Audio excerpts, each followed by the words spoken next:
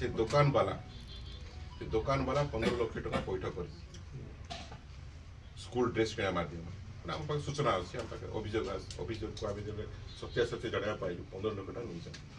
आमर ये प्रश्न है ये खाली आप दुईटा ब्लॉक तथ्य देली समग्र शिक्षा नवरंगपुर द्वारा जो गरीब छात्र छात्री मान प्रथम और अष्टम श्रेणी जो मैंने पाठ पढ़ुंट से पोशाक बंटन पर सरकार 500 टंका लेखा बीओ माने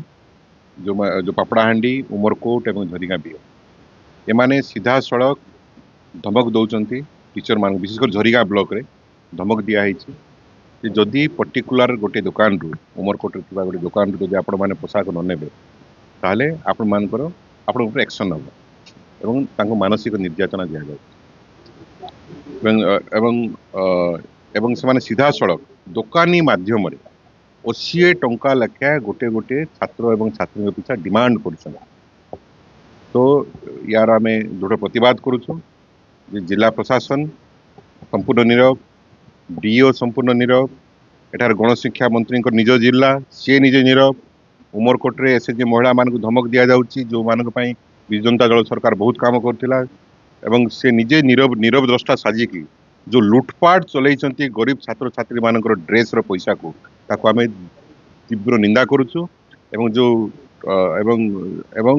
Biju Janata Dal vigilance inquiry demand करुची एवं जदि यार पुंखानुपुंख तदंत न होई जदि उपयुक्त कार्यानुष्ठान न हुए ताले हम राजरास्ता बाधिब पाखापाखि 5 कोटी टंकार आत्मसात हवाक जाउछि कारण बर्तमान सप्लाई चली 5 कोटी टंकार आत्मसात हवा जाउछि गोटे गोटे छात्र 220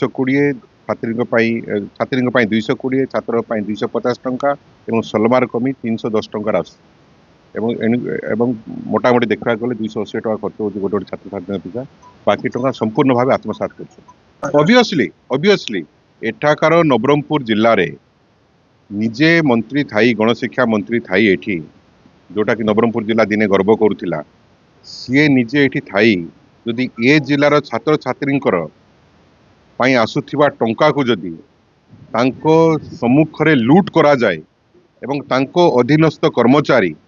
ब्लॉक लेवल अधिकारी माने बीओ माने जदि 80 टंका लगा डिमांड करिवे याठू लज्जाजनक विषय एवं दुर्भाग्यजनक विषय ये नवरंगपुर जिला किछि नाइ एवं एथि पई संपूर्ण भावे गणशिक्षा मंत्री श्रीजुक्त नित्यानंद गंड ही दायी